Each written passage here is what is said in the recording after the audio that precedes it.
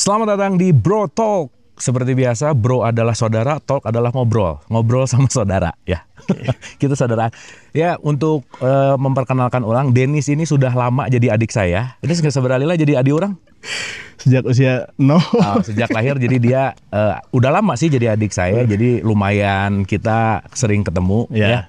Dan hampir 40 tahun kurang ya. Ini saya salapan enak? 39. Berarti Dennis sudah 39 tahun jadi adik saya. Lumayan ya? Iya.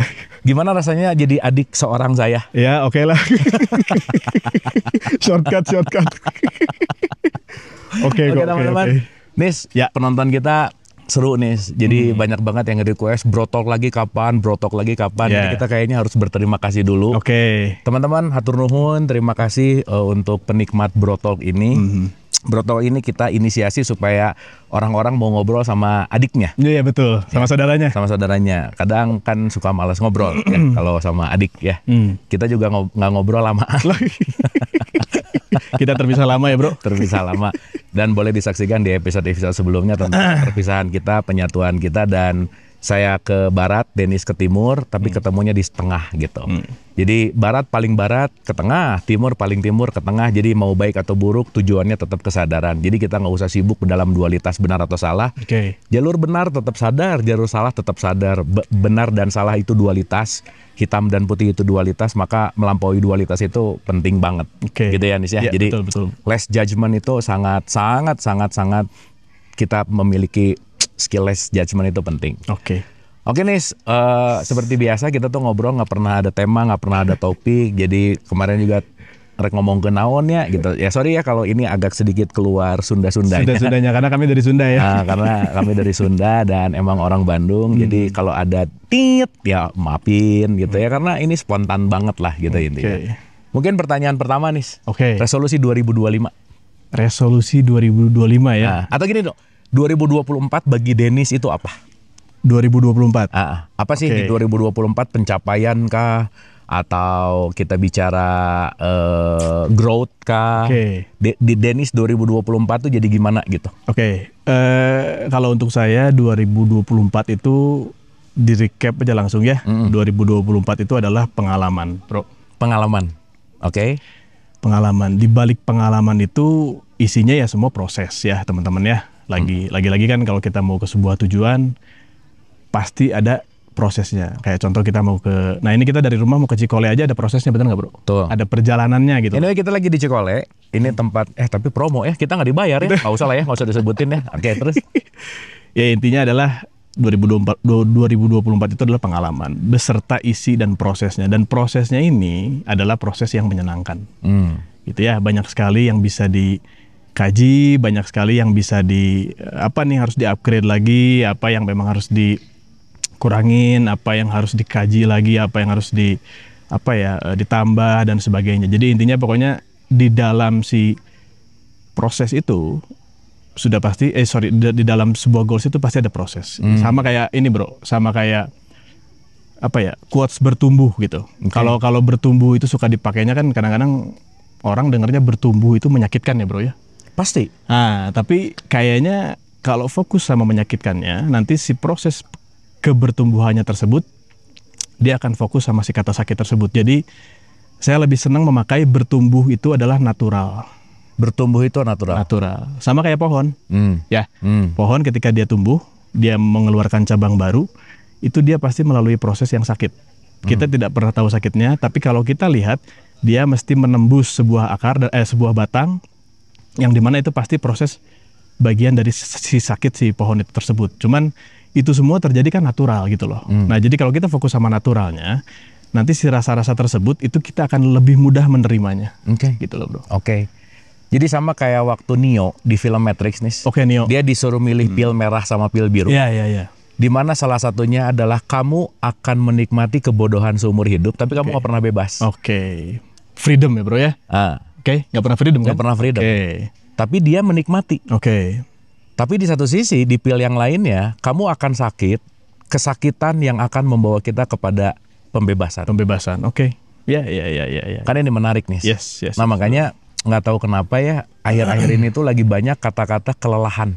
Kelelahan, oke. Jadi mungkin siapapun yang sedang mendengarkan ini, entah kelelahan dengan permasalahan hidupnya, Ya, kelelahan dengan relationship, ya, kelelahan dengan pekerjaan, ya, yang burnout gitu nih. ya, oke. Dimana kan sekarang kayak rat race nih, Ya, balap ya kayak si tikus lagi spinning wheel gitu. ya, ya, ya. Dia lari, Oke. dia ngerasa lari kencang, Oke. tapi dia ternyata larinya di situ-situ terus Oke. gitu. Dia nggak kemana-mana gitu. Ya, ya, ya. Sama halnya ketika orang punya sesuatu 1 kilometer pergi, belok lagi, belok lagi, belok lagi, dia ganti cita-cita, dia ganti destinasi. Seakan-akan dia udah berjalan jauh, tapi dia muter di tempat yang sama nih. Taunya masih di situ ya? Taunya masih di Oke, situ. ya, ya, ya. Pertanyaannya adalah, Oke. gimana cara menghadapi kelelahan hidup nih? Oke, begini teman-teman, ini pandangan saya ya bro ya. Kelelahan itu adalah sesuatu hal yang wajar sebenarnya. Nah, serius gini sih? Tenang naon. Ya meren emang kudu kieu nya. Ini kan padahal situasinya alam, harusnya lebih fun, tapi pertanyaannya yang keluar jadi serius. Jadi Oke lah. nggak apa-apa ya. Jadi menurut saya tuh kelelahan tuh sesuatu hal yang wajar. Yang tidak wajar ketika lelah terus-menerus, bro. Lelah terus menerus. Yes, karena bisa jadi sebenarnya seseorang pada sebuah kondisi dia melakukan kegiatan tersebut tanpa dia sadari dia tidak menyukainya. Itu yang menyebabkan atau mengakibatkan lelah terus-menerus, gitu ya.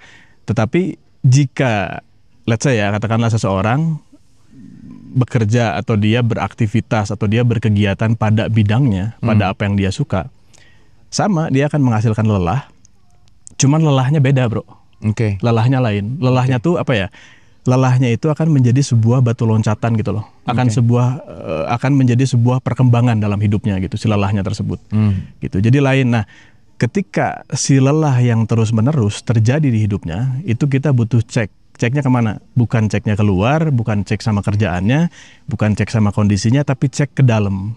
Sebenarnya apa yang sedang terjadi? Apakah yang kita lakukan ini benar-benar kita sukai? Apakah yang kita lakukan ini benar-benar satu frekuensi sama kita?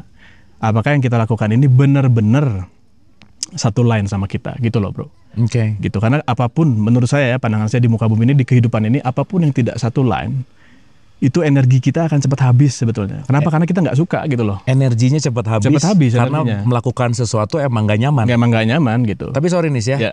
Sorry to say ya. Ya. Kebanyakan orang tidak menyadari bahwa dia sedang melakukan sesuatu yang Betul. dia tidak nyaman. Betul, bro. Karena keterpaksaan, Betul. dengan survival mode. Betul. Dan mungkin memang kita semua akan mengalami tahapan survival mode Iya, pasti iya, kan. iya. Betul. Tetapi kan kalau kita, let's say kita ngomongin hierarki di Maslow, Ya. kan basic needs di bawah, Ya. self actualization di atas. Ya. Tapi ketika dia bergulat terus dalam survival mode, Ya. dan dia nggak sadar dia lagi dropping energi, Ya. lagi leaking energi, bocor gitu. Ya. Itu kan menjadi sesuatu yang, ya itu tadi, Ya. umur nambah, Ya. waktu habis, Ya. tapi kebahagiaan hidup nggak ada gitu. Nggak upgrade. Nggak upgrade. Iya, betul. Itu tadi betul bahasanya teman-teman Kang Abu. Energi bocor. Energi bocor. Itu bahasa yang sering banget juga saya suka pakai bahasa itu ya, energi bocor itu nggak kerasa biasanya teman-teman ya. Jadi ketika ya tadi ya balik lagi ya bro ya, tidak satu frekuensi dengan apa yang kita lakukan ya sudah pasti energinya bocor gitu. Itu aja sih, gitu bro. Oke.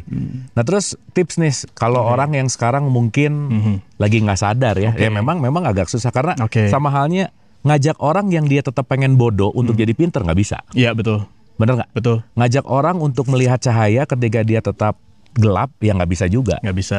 Betul nggak? Betul bro. Nah pertanyaannya adalah gimana sih kita sebagai orang yang menyayangi siapapun di luar diri kita untuk memberikan inspiring nih, supaya menyadari bahwa ayo dong kamu lepas dari kelelahan kamu dong gitu. Gimana nih? Tipsnya yang pertama udah pasti yang tadi ya, tanya dulu dirinya sendiri. Sama sebenarnya apa yang dia kerjakan, apa yang dia lakukan tuh dia benar-benar suka atau enggak. Karena kebanyakan gini teman-teman ya, ini mohon maaf nih, ini yang paling common ya bro ya. Orang menikah karena diburu-buru sama orang lain. Contoh nih, ketemu momen lebaran, yang si A bawa pasangan, yang si B masih jomblo. Ketika yang si B masih jomblo, pertanyaan pertama, ya memang mungkin diawalinya adalah maaf-maafan ya, gitu, dipakai momen lebaran itu ya, mohon maaf lahir batin. Tapi setelah maaf-maafan, muncul lagi yang namanya apa bro? Judging ya. Judging adalah, dan itu biasanya basa-basi. Basa-basi. Kapan nikah? Oh datang, kok dari tahun ke tahun datang masih sendiri aja. Oke, let's say tahun depannya dia berpasangan lah ya. kok datang masih berdua aja sih, belum punya anak. Datang lagi tahun depannya bertiga sama anak, kok anaknya masih satu terus aja. Nggak beres-beres. Nggak beres-beres, nggak ada. Jadi mending tuh datang ya. Mending tuh datang, bener bro, bener ketimbang toksik. Energi kita habis dengan dengan sesuatu hal yang mungkin tidak bermanfaat atau kurang bermanfaat. Bener, kita mending jaga energi ya, mending membatasi aja sih. Membatasi aja, itu aja intinya. Itu tuh sebetulnya hal yang paling simpel yang bisa kita tarik korelasinya dengan kehidupan apapun. Kadang-kadang di bidang pekerjaan pun seperti itu gitu. Contoh nih, ini saya berbicara tentang klien ya. Saya punya klien yang dia mempertahankan pekerjaannya karena sebuah gajinya. Sejujurnya setelah digali dan terapi, dia tidak menyukai apa yang dia kerjakan. Dia mempertahankan gajinya. Yang terjadi apa? Setiap gajian bocor. Habis duitnya, dia nggak bisa stay uangnya. Kenapa? Karena pada saat gajian dia pakai buat healing, bro. Ya, dia kerja nih kepaksa, dia kerja nih karena tujuannya si gajinya.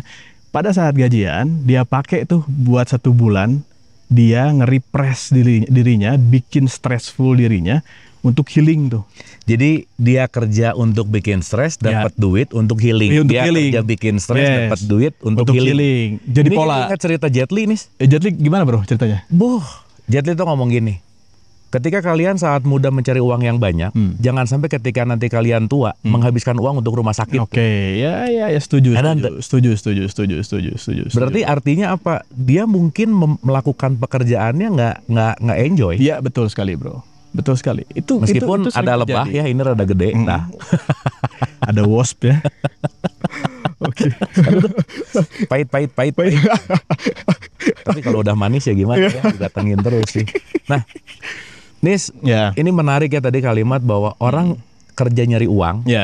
Begitu dapat buat healing, dia menghabiskan uang untuk penyembuhan. Betul.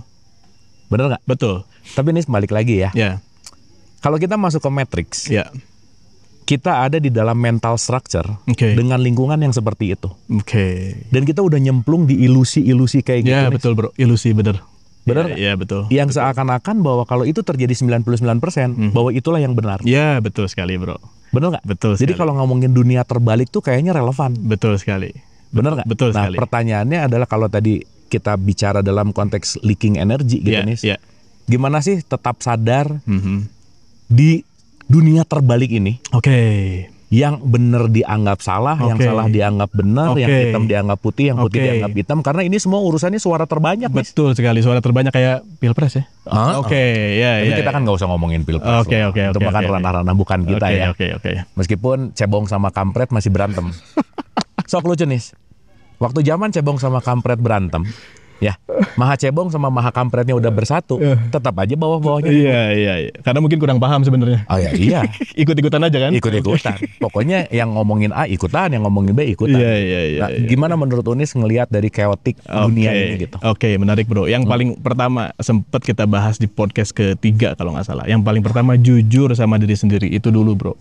Udah yang paling berani. Bukan berani ya, berani itu apa ya? Jangan berani, jangan takut lah. Kalau konsep saya ya, jangan berani, jangan takut, tapi menyadari. Menyadari dan jujur sama diri sendiri. Sebenarnya ketika let's say kamu berada di 99% komunitas tersebut dan tahu sebenarnya hatinya atau gut feelingnya berkata tidak, nah itu jangan tetap berada di sana. Jujur tuh, hatinya kan udah bilang nih, saya sebenarnya nggak cocok di sini, saya nggak satu frekuensi di sini gitu.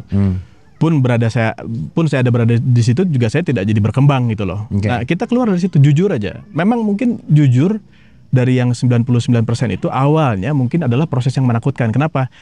Karena kita akan melalui proses dulu yang namanya sendirian. Pasti ya? Pasti, alone dulu. Jadi fase alone pasti ada ya? Pasti ada fase karena alone. Dia akan menarik diri dari mayoritas. Betul nggak? Betul sekali bro. Dan dia, Nis kemarin dapat pikukuh Sunda Nis. Pikukuh Sunda. Oke, gimana bro? Wah keren pisan sih Nis. Jadi kemarin baru ngobrol sama Kang Budi Dalton. Ada satu statement gini. Apapun yang keluar dari omongan orang itu namanya dangiang. Dangiang itu artinya dongeng. Berarti kalau sekarang seseorang ngedengar siapa orang yang ngomong, itu jadi dongeng Nis. Lucunya, dongeng ini tanpa dialami dia percaya. Jadi kita korban dongeng sebenarnya. Dan viral. Dan viral. Oke. Dan yang menarik adalah ketika, sorry ini sih, the power of story. Ya. Ya contoh lah ya. Kalau kita sekarang bikin story, Oke. teman-teman, tempat ini adalah tempat yang penuh ini, penuh itu, dan di sini adalah tempat yang sangat sakral, Iya. dan di sini apa dan lain. Kita ulang-ulang, Iya. ulang-ulang, Iya. itu jadi mental belief kolektif. Betul, setuju bro. Dan orang begitu ke tempat ini, oh tempat ini secara dongeng Iya. adalah Mistik. mistik, Banyak penghuninya. banyak penghuninya. Meskipun iya benar, tapi nggak harus gitu ceritanya gitu loh. Gitu, biasa aja gitu loh. Berarti orang cenderung percaya sama dongeng. Iya. Tapi kan sekarang kekuatan narasi dongeng teh edan nih. Edan memang bro. Benar nggak? Iya betul. Seakan-akan kita harus pergi ke tempat itu untuk menyempurnakan. Seakan-akan tempat ini yang lebih oke untuk apa? Seakan-akan tempat ini yang bisa memurnikan. Iya. Benar nggak? Betul sekali. Nah sekarang pertanyaannya nih, kita ini udah ada hidup di ilusi dongeng. Ya betul sekali. Yang bahkan dongeng pun dipercaya. Iya betul sekali. Gimana nih pandangannya? Harus keluar dari sana. Ini bahas sedikit yang tadi kata Kang Abu ya. Kita bahas tentang apa? Story ya bro. Story yang mungkin menyangkutnya juga masuk ke story-story di sosial media kan. Oke. Itu apalagi ya teman-teman, ketika story tersebut muncul di orang-orang tersebut, kondisi orang-orang tersebut dalam kondisi yang low. Kondisi yang low sudah dipastikan masuk dalam kondisi ilusi tertinggi. Low tuh maksudnya gimana? Dia lagi rendah aja, energinya lagi rendah, vibrasinya lagi rendah, frekuensinya lagi rendah. Karena tadi bro, karena sebenarnya dia nggak suka sama apa yang dijalankan dalam kehidupannya. Oke. Jadi dia selalu habis baterainya. Oke. Nah, ketika low itu sangat mudah sekali. Kenapa? Karena ketika orang low itu gelombang otaknya secara natural dia rendah. Jadi cepat banget tuh kalau tadi kata Kang Abu jadi mental belief, ya jadi cepat banget lama-lama dari belief tersebut jadilah behavior orang-orang tersebut yang mendengarkannya. Akhirnya ketika orang-orang tersebut dikatakan misalkan contoh, sambal bisa bikin sakit perut loh. Dia padahal belum nyobain, ketika pertama kali dia makan sambal, dia bisa sakit perut. Oke nih. Secepat itu. Jadi belief. Oke. Cara kerja, pikiran sadar, pikiran bawah sadar, dan pikiran tidak sadar manusia itu secepat itu. Gitu. Ketika dia dalam kondisi low. Nah itu kenapa fungsinya terjaga, tanda petik, atau selalu dalam kondisi apa ya? Awaken ya bro ya. Lamun di Quran terjaga teh takwa nih. Takwa ya Maka bro ya? jadilah orang yang takwa. Oke. Takwa ya bro ya? Awaken, oke. Namun awaken dalam bahasa yang lain disebut Buddha. Perserahan. Oke. Jadi Buddha, hikmah, takwa. Sebetulnya kan bicara tentang poin itu. Oke. Awaken, takwa ya. Oke, kita pakai kata takwa ya. Ketakwaan ini memang butuh hadir dan butuh dilatih di diri seseorang. Kenapa? Ketika ada sesuatu hal yang masuk dalam kondisi takwa, itu akan tahu sesuatu hal tersebut hanyalah sebuah informasi. Yes, tapi valid tidaknya itu nggak bisa gitu loh langsung. Dan sorry nih ya, ketakwaan itu tidak ditentukan oleh identitasmu. Betul sekali. Nggak Betul. Bukan ditentukan oleh KTP teman-teman ya. Mohon maaf nih, bukan ditentukan oleh sebuah agama di status KTP, bukan gitu loh bro. Benar nggak bro? Benar. Tapi kalau kepancing ke situ nanti saya bisa bicara banyak ya. Jadi mending nggak usah ya. Bahas berikutnya lah ya. Oke. Tapi ini gimana ya? Kalau udah jadi belief system, terperangkap dalam belief system, percaya banget sama dongeng. Unis juga kan pasti pernah mengalami sekali. Benar kan? Unis pernah percaya banget sama dongeng yang diceritain figur otoritas sehingga Unis sakit lama. Yes, betul sekali. Kalau boleh cerita nih, step apa awal ketika Unis mengalami itu untuk bukan kabur atau ya, melepaskan diri dari stigma, dogma, doktrin dongeng. Unis ngapain sih waktu itu? Oke, yang pertama dilakukan sebetulnya ketika itu terjadi sama hidup saya mencari solusinya di luar diri, bro.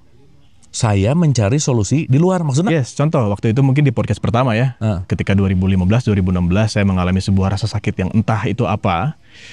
Saya mencari jawabannya ke dokter, saya mencari jawabannya ke orang lain, saya mencari jawabannya lewat apapun, lewat herbal, lewat obat, dan seterusnya. Nah, ini yang menjadi titik baliknya atau tolak ukurnya adalah sesuatu hal yang di luar diri tersebut, bro, nggak ada yang membuat diri saya pulih atau better, tanda petik ya. Apapun. Oke. Better sesaat ada. Kenapa? Karena apapun yang di luar diri itu sifatnya pasti sugestif sebenarnya.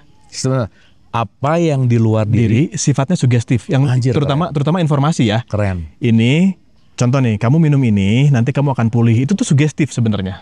Sugesti, ada sugestinya, ada unsur sugestinya. Nah, kalau katakanlah satu pil membuat semua orang pulih, kenapa ada satu pil yang cocok pada orang tertentu, yang tidak cocok pada orang tertentu? Itu semua yang bekerja kan level sugesti sebenarnya.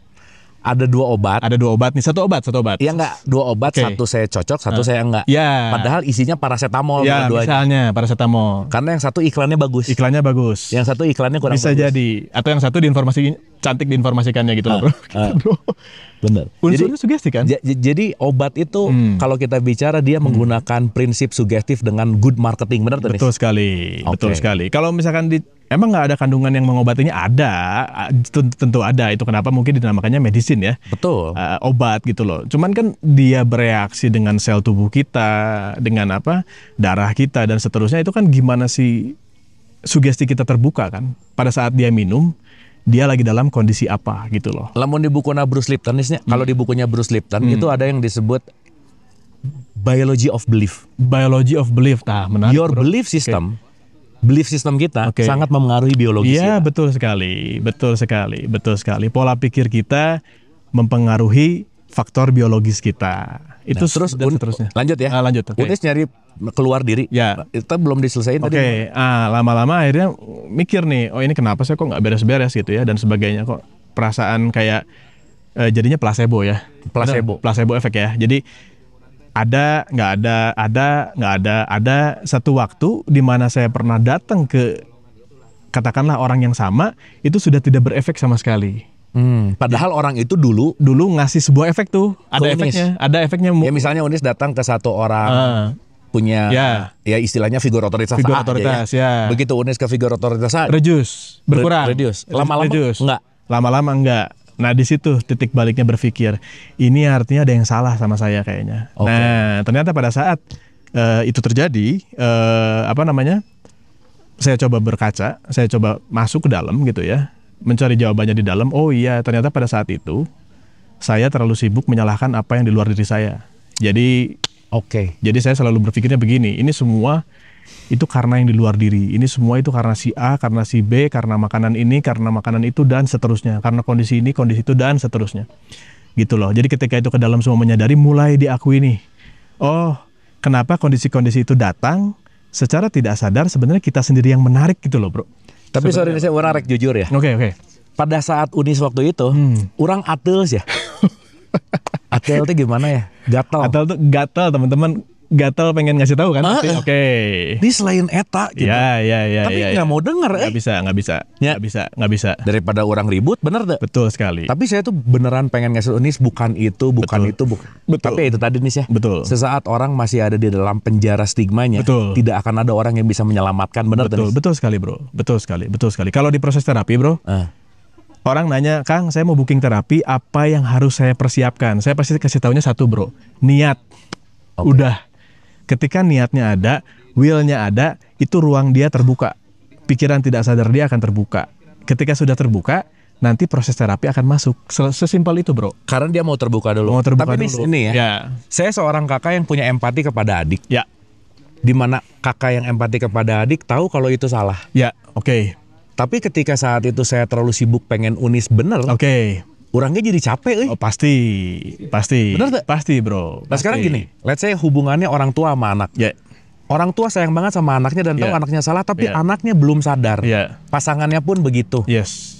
saudaranya pun begitu. Yes. Dan ini membuktikan bahwa nggak ada orang yang bisa merubah orang lain, benar tuh Nis? Ya, betul sekali.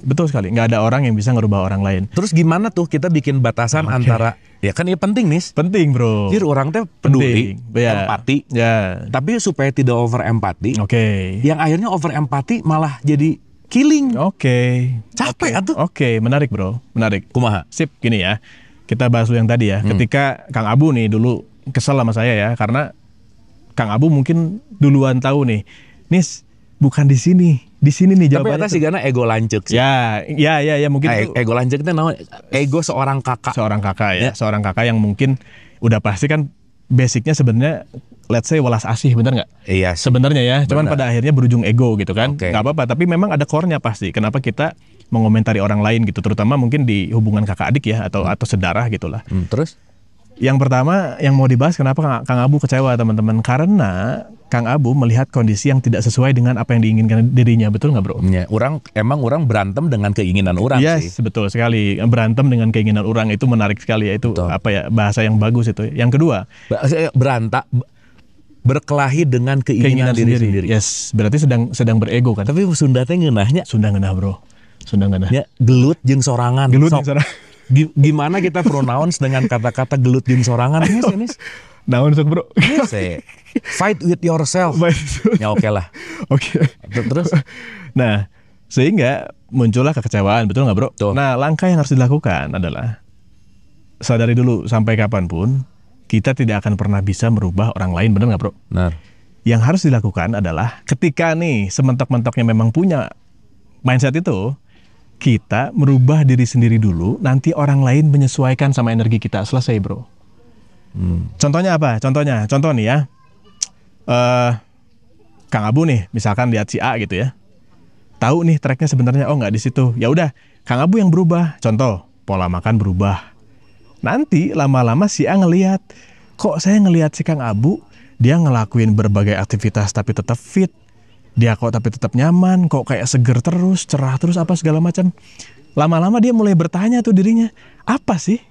Pola apa sih yang dijalankan? Nah, itu. Jadi kita yang berubah, nanti vibrasi atas perubahan itu tuh akan nyampe ke orangnya gitu loh, Bro. Jir orang menang kuat nih. Oke, apa, Bro? Kalau Rumi mengatakan, Rumi ya, luka adalah tempat cahaya masuk. Oke. Ayo kuat orang ya. Oke. Pertanyaan adalah tempat cahaya masuk. Oke, pertanyaan adalah tempat cahaya masuk. Yes. Saat kamu bertanya, yes, cahaya masuk di sana. Setuju, Bro? Karena kalau kamu tidak bertanya, tidak akan pernah ada cahaya yang masuk. Iya, karena tidak akan terbuka ya. Dan salah satu indikator parameter orang siap adalah kalau dia udah nanya. Oke, betul sekali, Bro. Jadi lamun teu nanya mah cicingkeun. Setuju. Mungkin ada korelasinya sama tadi ya, Kang Abu ya? Naon? Ketika orang datang, ada butuh sama Kang Abu misalnya. Kang, jadwal kapan? Itu bertanya, betul? Bertanya. Ya. Atau kalau misalkan sama saya, teman-teman, Kang mau terapi, apa syaratnya? Itu sudah masuknya pertanyaan. Iya. Artinya dia sudah membuka celah kan? Iya. Membuka celah dirinya gitu. Betul. Dan tapi kalau yang nanyanya dua, yang satu Angelina Jolie, yang satu Mama, milih Angelina Jolie orang mah. Tetap. Langsung look ya, Bro. Tetap. Oke. Tapi tadi menarik sih. Iya. Relate-nya. Jadi ingat satu statement di Quran Genis.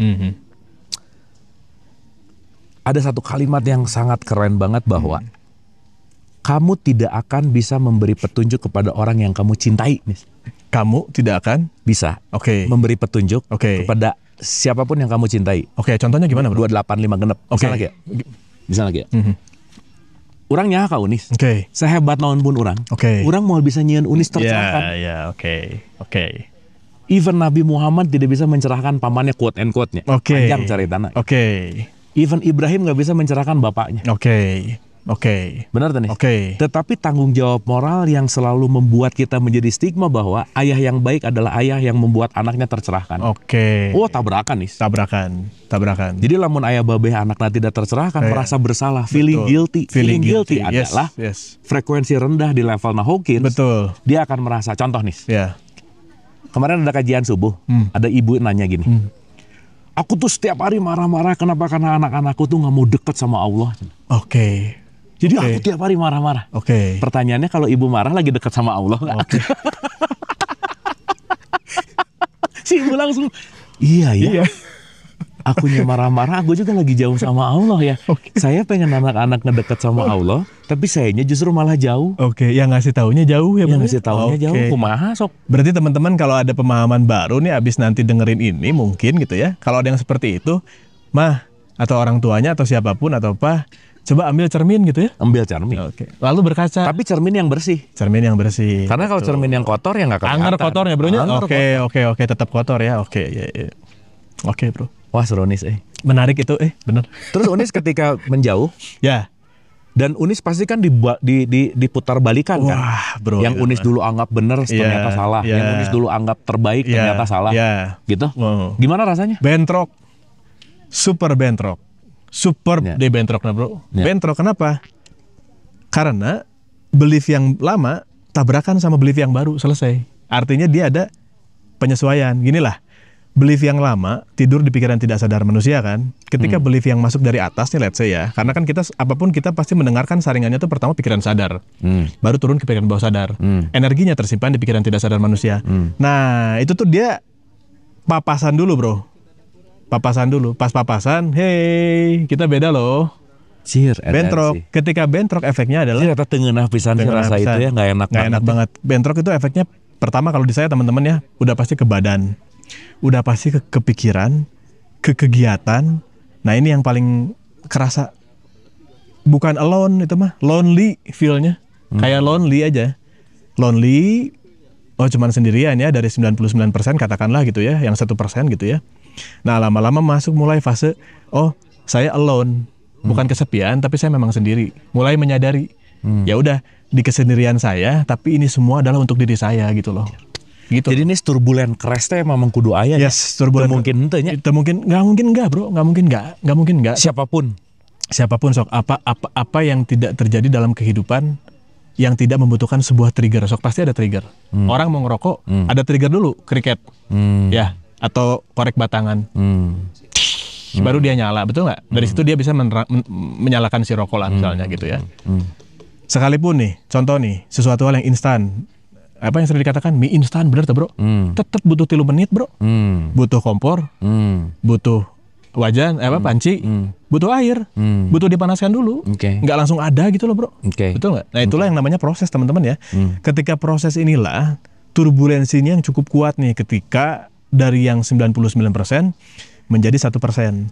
Dan habis itu masuk fase namanya seleksi alam. Itu di situ tuh yang saya rasakan teman-teman mulai nih beda.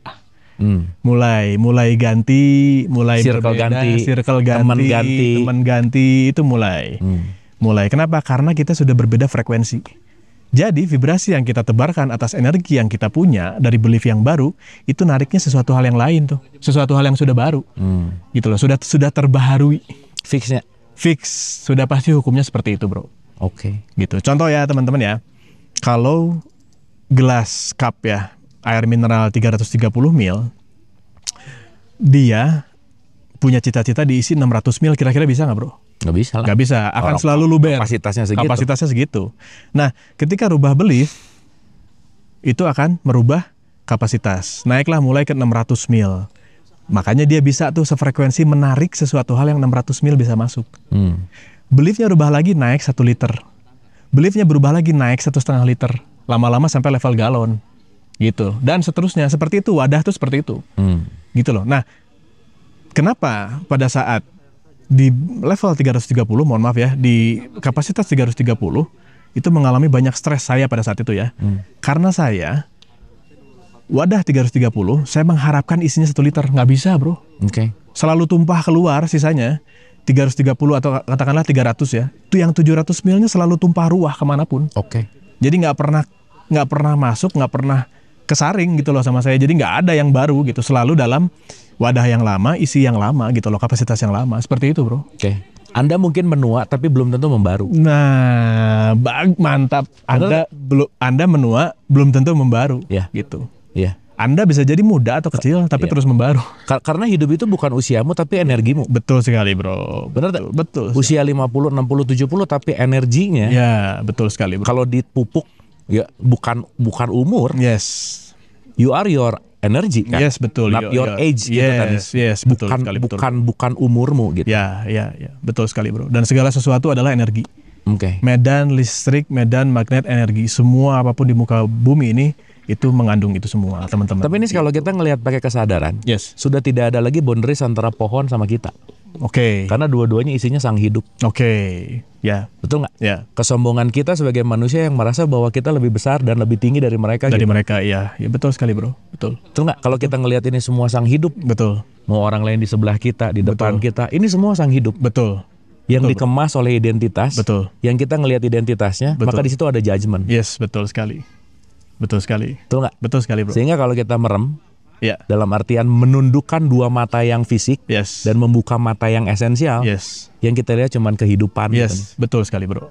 Tapi kan ada hesenya. Ya, betul sekali. Setuju bro, setuju. Dan mungkin ketika disadari unsur kebertuhanan ya, ada di mana ya, itu ada di setiap kita yang kita lihat. Betul nggak sih bro? Benar. Ada di sana semua. Bahkan ini mohon maaf ya teman-teman ya, manusia, ini quotes ya, manusia menurut saya ya satu-satunya hewan justru yang paling buas. Pak, jelas. Manusia loh, bukan singa, bukan. Segala di dahar tuh. Segala di dahar, itu yang pertama, segala dimakan ya. Termasuk teman. Teman makan teman bro ya. Oke. PMP. Pren makan pren. Gitu. Singa, yes, memang binatang yang paling buas. Tapi dia tunduk patuh. Dia pasti akan makan apa yang sudah menjadi takdir dia, gitu loh. Dia makan daging, selesai, that's it. Semua level daging.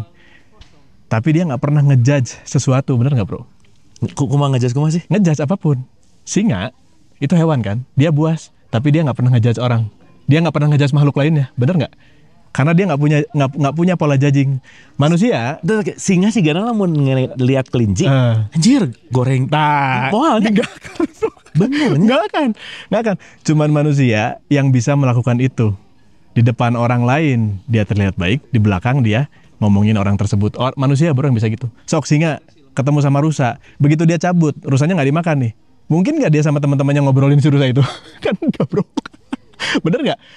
Yang ada di pikirannya cuman gini, ini rusa adalah makanan saya. Kondisi saya lagi lapar atau lagi kenyang, selesai.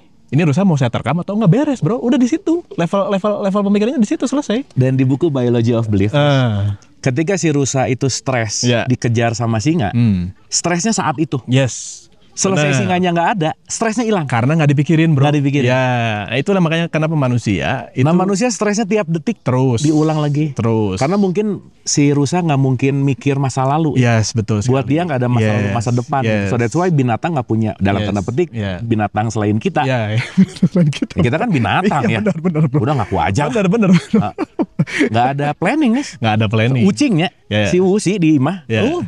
Tahun harap orang yang kawin, nih si Usi, gitu. Nggak soe, unggal isuk datang, breakfast, makan siang, makan malam, gitu. Iya, tidur, bener. Mandi, happy gitu hidupnya. Dan apa yang happy bro, bener bro. Soalnya gini bro, dan apa yang sebenarnya dia butuhkan itu terwujud, pasti nggak? Betul nggak bro? Betul. Contoh nih, ini kita lagi di hutan ya teman-teman ya.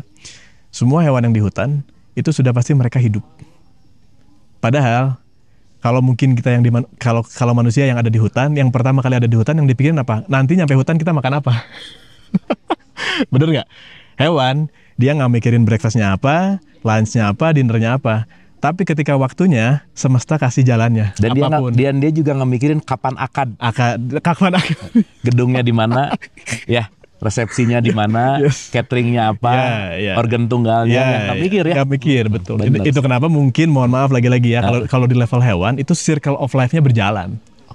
Di level manusia, circle of life-nya tidak berjalan karena dia sendiri yang hambat sebenarnya oleh semua pemikiran-pemikiran. Menarik sih. Gitu ya, oleh circle semua belief ataupun circle apapun itu ya. Wah, asik sih Nis. Gitu bro. Oke Nis, ini kita bicara agak personal nih. Ya. Kan mungkin orang-orang yang nonton di sosial media gitu ya, ngelihat saya cuman hanya omong di luar gitu kan. Tapi kan Unis hampir 39 tahun jadi adik ya. Oke. Gitu. Oke. Perspektif kita bicara dalam dualitas. Oke. Hal buruk apa yang Unis lihat di dalam diri saya? Oke, hal buruk ya. Dulu sama sekarang kan? Terserah, pokoknya si Abu gorengnya kieu gitu. Oke. Hal buruk ya bro ya? Waduh. Hal buruk ya, kalau saya mungkin lebih ngebandingin sih bro. Oke, boleh. Gimana Kang Abu dulu sama sekarang. Oke, ini mohon maaf, itu boleh. Ini mohon maaf nih, yang terdekat aja ya, yang terdekat aja. Ketika Kang Abu menjadi seorang magician. Gitu loh, ketika Kang Abu menjadi seorang magician. Ya, Kang Abu yang dulu sama yang sekarang. Jadi mungkin teman-teman dari sini juga udah bisa nangkap lah ya, apa jawabannya gitu ya. Kang Abu yang dulu sama sekarang tuh sama-sama apa? Sama-sama tampil, bener nggak? Betul. Yang dulu tampil, yang sekarang juga tampil kerjaannya, tanda petik ya, kerjaannya tampil sebagai pembicara. Yang dulu juga sama, tampil di stage dan seterusnya.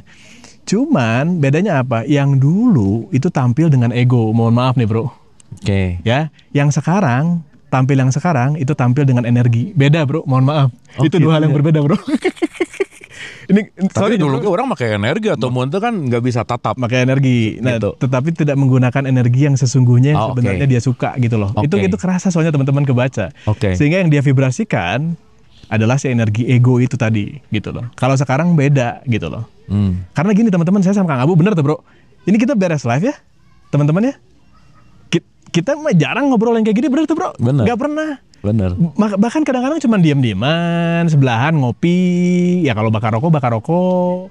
sedikit-sedikit ngobrolin apa sedikit. Cuman, nah ini semua ini terjadi ketika memang sedang ada di stage-nya aja gitu loh. Jadi kita baru ngobrolin ini, bener nggak bro? Tapi lamun orang sering ngobrol bisa pas saya sih nih. Nah,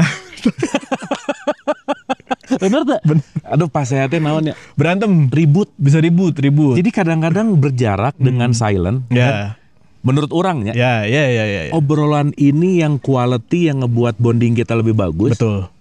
Let's say sebulan sekali, Betul. jauh lebih berkualitas Betul. daripada ngobrol tiap hari tapi receh nih. Betul. Setuju tak? Betul sekali bro, betul sekali. Makanya itu kenapa mungkin kualitas itu dia lebih apa ya, lebih powerful ketimbang kuantitas gitu loh, benar nggak bro? Oke. Kuantitas bukan artinya tidak powerful ya teman-teman ya, kuantitas juga dibutuhkan. Cuman kalau 10 kali ngobrol, tapi 10-10-nya ngobrolin orang, katakanlah ya, mohon maaf nih, ya itu nggak jadi kualitas sih teman-teman gitu.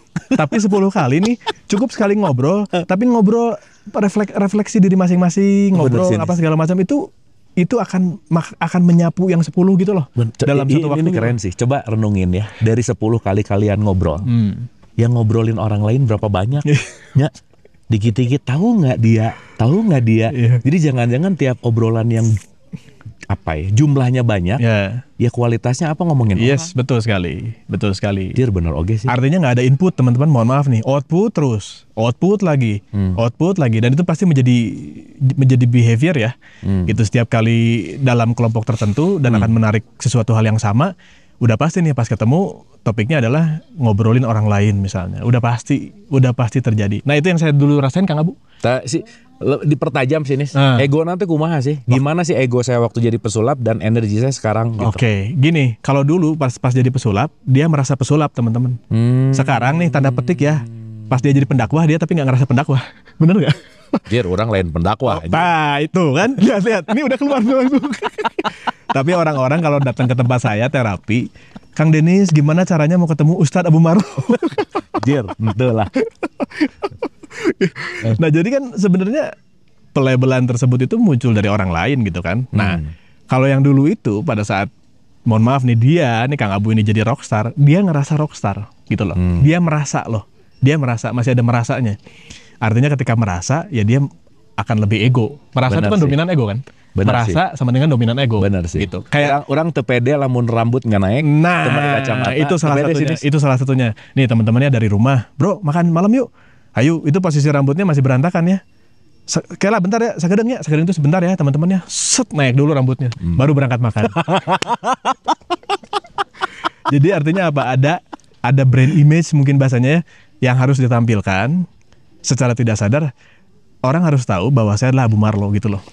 Jadi yang dilihat itu adalah sebuah casingnya. Berarti aing legeknya nih.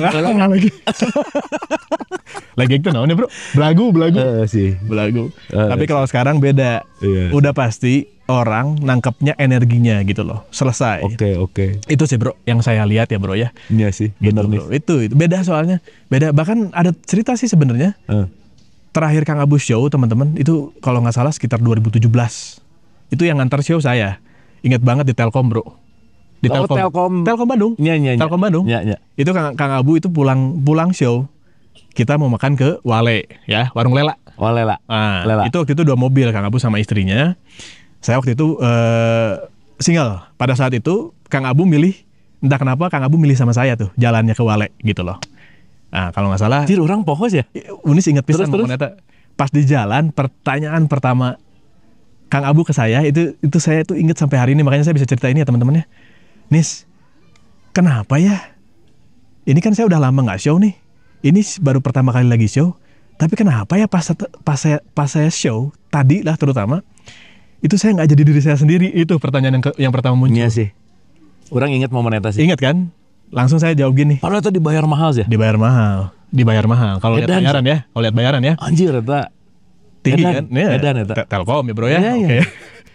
Itu saya balasnya gini. Bukan balas, saya ngeresponnya gini. Nah, itu yang mau saya bicarain sebenarnya suatu hari ketika memang kalau Kang Abu bahas dan buka. Tapi teman-teman secepat itu ternyata Kang Abu ngebuka. Itu baru selesai show di mobil perjalanan perjalanan mau makan. Itu Kang Abu langsung nanya itu. Kenapa saya tadi seperti tidak menjadi diri saya sendiri? Begitu loh. Kurang lebih gitu bro. Oke. Beda lah pokoknya ya. Mungkin dari rambut ya yang tadi Kang Abu Dari rambut, terus dari apa ya? Aksesoris. Bakel, aksesoris. Tapi nis itu mah nggak bisa dibohongin ya. Ya, ya. Itu jadi identitas sih. Identitas, ya. Ya. Karena memang lamun Ya. ngomong ke di manajemen artis, Ya, ya. memang aya pakemna nis. Oke. Tapi mungkin jadi habits. Jadi habits. Ya mungkin bisa jadi itu yang 99% tadi kita cerita, bro. Jujur ya, mungkin saya tidak memungkiri ego itu iya. Ya. Orang legeg lah. Oke. Ngaku pisan nis. Oke. Tetapi di satu sisi, Unis mungkin nggak pernah ngerasain ketika lagi makan dikerubungin orang, Ya. minta foto. Oke. Setiap 5 menit mungkin ada 10 orang datang foto yuk. Eta capek nis. Oke. Ya. Sebenarnya gitu kan? Capek sih ya. Sebenarnya gitu kan? Sebenarnya. Oke. Dan mungkin ya ada yang ngelihat mungkin kalau public figure sombong lah apa. Oke ya. Kemarin juga baru ngobrol sama Kang Aji nis. Oke. Kang Haji Dikta. Oke. Dia tuh ngomong gini, keren pisan. Mungkin ada yang menganggap bahwa seorang vokalis atau apa ketika lagi di backstage apa tuh kayak sombong nis. Oke. Padahal dia menyendiri itu untuk menenangkan diri. Oke, ya. Dia perlu space Oke. gitu. Oke. Nis orang baheulanya dulu ya berpikir bahwa jadi orang terkenal tuh enak. Oke. Anjir nis begitu geus kajadian. Tengeunas ya. Lucunya orang pernah jalan ya. Jalan. Oke. Ngelihat banget ngomongkeun orang. Oke. Oke. Dihareupeun orang ngomongkeun orang. Oke. Siabu. Wah, minta foto lah. Oke. Itu kan exhausted gitu. Iya. Burn out gitu. Iya, Tapi iya, di satu sisi memang jadi ya gitu. Iya. Itu sih. Iya. Pengalaman jadi public figure. Iya. Jadi orang setuju sih kalau tadi Unis ngomong bahwa ada ego di situ. Memang saya sangat mengalami itu karena ditanam. Iya, betul. Ditanam dalam matriks itu waktu Yes, itu. Gitu. dalam matriks itu. Dan saya tidak menyalahkan public figure ya, nggak ada di sini ya. Maksudnya gini. Ya orang ngerti. Iya kan? Mungkin di yang itu mungkin tadi 99%. Di yang 1% pun bisa jadi public figure gitu loh. Cuman mungkin dengan ya mohon maaf ya kesadaran yang lain gitu loh, bro. Gitu. Tetap jadi public figure tetapi ya public figure yang menurut saya mungkin dia nyaman sama apa yang dia jalankan. Beneran nyaman gitu loh, beneran nyaman. Itu kenapa mungkin indikatornya nih mohon maaf ya. Ada kan kadang-kadang yang udah terkenal tapi begitu kemana-mana pakai tutupan segala macam supaya nggak mau gitu. Ya kan bahasanya kayak katanya mau terkenal. Ya itu tuh konsekuensinya gitu loh. Konsekuensi gitu. Nah mungkin bisa jadi nih ketika beberapa saya juga sering lihat kok gitu beberapa public figure yang nyaman sama apa yang dilakukan gitu ya. Ya dia ya biasa-biasa aja gitu loh pada akhirnya. Pas di luar ya nggak ada yang dia tutupin, nggak ada yang dia sembunyikan gitu. Ada orang datang untuk minta foto ya foto-foto aja gitu. Dan itu apa ya menyadari dan memahami si konsekuensi itunya sendiri berarti gitu loh, bro. Tapi saya sangat menyadari untuk melepaskan ego itu memang perlu di blacklist di TV sih. Oke, iya benar di Ya kan? Gitu kan. Langsung gitu bronya. Itu memang ngelepasin semua identitas-identitas. Ya. Dengan semua prahara-prahara dari 2014, 15, 16, 17 itu kan masa-masa kelak ya maksudnya masa pembelajaran orang gitu. Iya. Kita hal menarik sih. Iya. Jadi podcast kita kali ini judulnya Aing Teh Legeg. Ya terusnya Aing Teh Legeg. Bahasa Sunda gitu. Ya supaya seru ya. Nanti tolong ditranslate legeg dengan translation yang paling oke itu apa? Bisa arrogance mun bahasa Inggris berarti. Iya, arrogance. Atau belagu gitu. Atau kalau sekarang tuh anak Sigma. Iya, anak orangnya skibidi banget. Skibidi ya. Skibidi itu kan scary banget gitu. Pasti nggak ngerti bahasa Gen Z yang ya. Oke Nis, terakhir alam ya. Wah, alam, bicara alam. Unis Denis ini salah satu orang yang sangat rajin ke alam. Ya. Gitu ya, termasuk ke alam baka ya.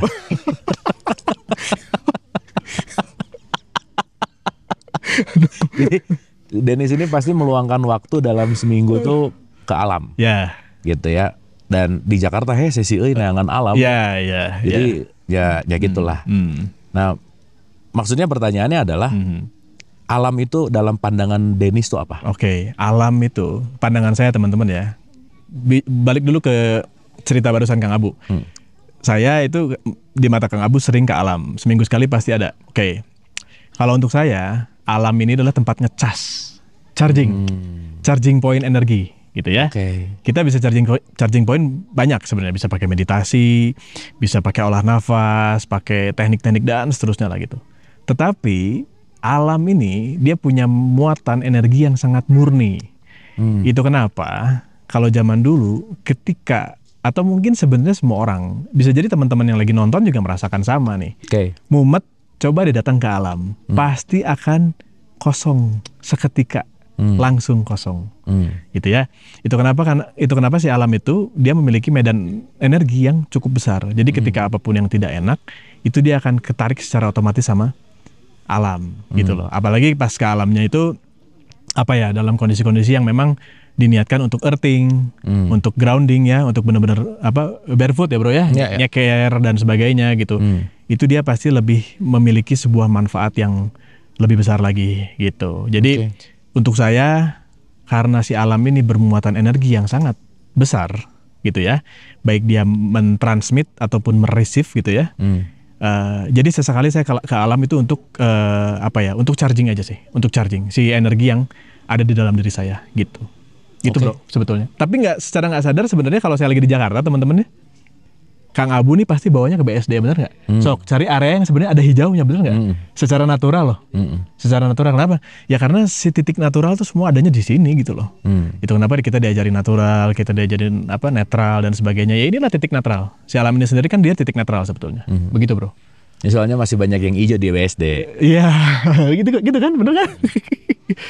Begitu bro. Wah menarik Nis, thank you. Terakhir Nis, sebagai final statement, apa makna bahagia Nis? Makna bahagia ya? Waduh, apa makna bahagia? Makna bahagia adalah ketika kita menjadi diri sendiri, itu sih bro. Ketika kita jadi diri sendiri. Yes, karena ketika kita jadi diri sendiri, si bahagia ini sudah tidak harus tanpa alasan. Udah nggak pakai syarat lagi. Contoh nih, saya bahagia kalau saya udah punya iPhone 16. Saya bahagia kalau saya udah punya pasangan. Enggak, justru bahagia dulu. Nanti si iPhone sama si pasangan tuh datang. Kenapa? Karena ketika kita bahagia, ketika kita good gitu ya, perasaannya oke gitu ya, itu energi kita besar. Jadi kita akan menarik apapun itu dengan cepat gitu loh. Gitu bro. Thank you Nis. Sama-sama bro. Terima kasih. 2025 kembali ke alam. Dan sadari kelegegan dirimu. Tetap menjadi diri sendiri dan tetap bahagia. Sampai ketemu di Bro Talk berikutnya. Semoga bermanfaat dan love you all. Hatur nuhun. Terima kasih. Thank you. Terima kasih.